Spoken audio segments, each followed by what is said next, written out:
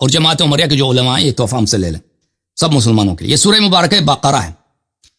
سورہ مبارک بقرہ میں آیت نمبر 224 اعوذ باللہ من الشیطان الرجیم نساؤکم حرث لکم فأتوا حرثکم انا شئتم.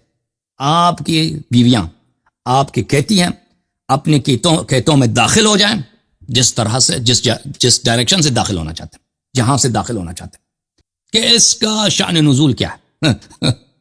یہ کتاب سنن کبریٰ جزء ثامن یہاں پر صفحہ نمبر 191.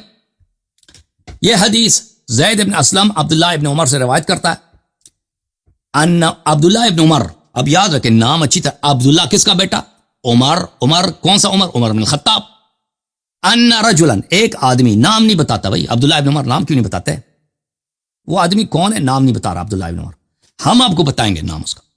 اتا امرأته فی دبرها, اس نے اپنی بیوی کو کیا کیا؟ اپنی بیوی کو دبر سے اس نے دخول کر دیا. اس نے ایک آدمی نے اپنی بیوی کو دبر سے یعنی پیچھے سے جہاں سے پخانہ نکلتا ہے, نستجیر باللہ اجلکم اللہ, وہاں سے اس نے اس کے ساتھ بے حرمتی کر دی. فی عہد رسول اللہ صلی اللہ علیہ وسلم, رسول صلی اللہ علیہ وسلم کے زمانے. فوجد من ذلك وجدا شدیدا, پھر اس معاملے سے بڑا ڈر گیا.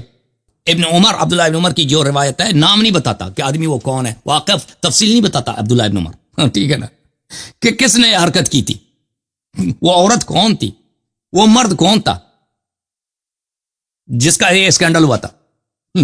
اسکینڈل کا کس کا اسکینڈل ہے یہ نہیں بتاتا. بہرحال عبداللہ ابن عمر والی روایت جو ہے صحیح مشہور ہے, صحیح بھی ہے مشہور بھی ہے. عبداللہ ابن عباس فرماتے ہیں جاء عمر بن الخطاب الى رسول اللہ صلی اللہ علیہ وسلم. عبداللہ ابن عباس کہتے ہیں کہ عمر بن الخطاب تھا وہ شخص جو رسول صلی اللہ علیہ وسلم کے پاس آیا. قال حلقت, اس نے کہا میں تو بدنام ہو گیا, میرا منہ کالا ہو گیا جی, میں ختم. وما الذي اهلكك, رسول صلی اللہ علیہ وسلم نے کہا کہ تجھے کیا ہوا, کس چیز نے تجھے ایسا تباہ کر دیا, تیری تباہی بدنامی کا سبب کیا؟ قال حولت رحلی البارحہ, کہتا کہ میں نے, زین ہوتا ہے نا زین, گھوڑے کا خچر کا, میں نے زین کو الٹا کر دیا رات کو, زین کو میں نے الٹا کر دیا رات کو. تو وہی ہے, اسی کا عبارت اخرى ہے, اسی کا دوسرے الفاظ میں. فلم يرد علیہ شیء, رسول صلی اللہ علیہ وسلم نے اس کو جواب نہیں دیا. تو اللہ تعالیٰ کی جانب سے یہ آیہ نازل ہوئی, نساؤکم حرث لکم فأتوا حرثکم انا شئتم اقبل وادبر واتقوا الدبر والحیث.